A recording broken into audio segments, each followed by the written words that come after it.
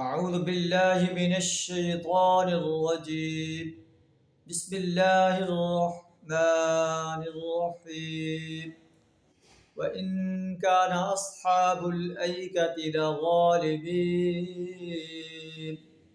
فانتقمنا منهم وإنهما لبإمام مبين صدق اللہ العظیم۔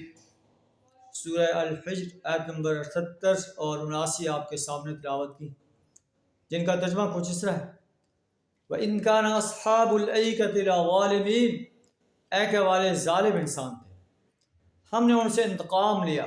وَإِنَّهُمَا لَبِإِمَامٍ مُّبِينٍ، اور یہ دونوں قومیں اجڑے ہوئے علاقے کھلے راستے پر واقع ہیں۔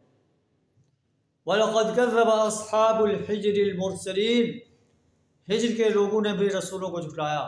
ایک رسول کو جھٹلانا تمام رسولوں کو جھٹلانا ہے۔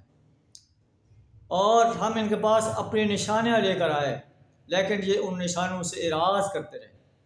یہ پہاڑوں کو تلاش کر گھر بناتے تھے اور بالکل بے خوف اور امن کے ساتھ رہتے تھے، لیکن انہوں نے اپنے نبی کی دعوت کو جھٹلا دیا اور انہیں ماننے سے انکار کر دیا، اللہ کی وحدانیت کا انکار کیا اور یوم حساب کا انکار کیا۔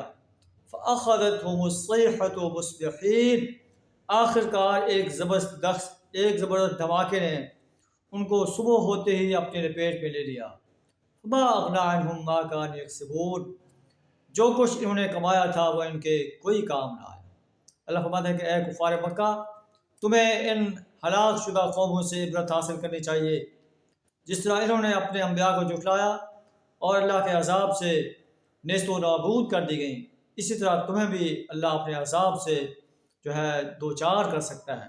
سنبھل جاؤ، ورنہ اللہ کے عذاب سے تمہیں کوئی نہیں بچا سکے گا۔ قرآن چونکہ آفاقی کتاب ہے، اب بھی جو لوگ قرآن کی دعوت کی تکذیب کر رہے ہیں، یوم حساب کی تکذیب کر رہے ہیں، اللہ کی وحدانیت کی تکذیب کر رہے ہیں، نبی صلی اللہ علیہ وسلم کی رسالت کی تکذیب کر رہے ہیں، اللہ ان کے لیے بھی وارننگ دے رہا ہے کہ تمہیں بھی اللہ کا عذاب اپنے لپیٹ میں لے سکتا ہے۔ اللہ سے دعا کریں ہمیں ایمان اور اپنے صالح کے ساتھ اپنے آپ کو آراستہ کرنے کی توفیق عطا فرمائے۔ وآخر دعوانا الحمد للہ رب العالمین۔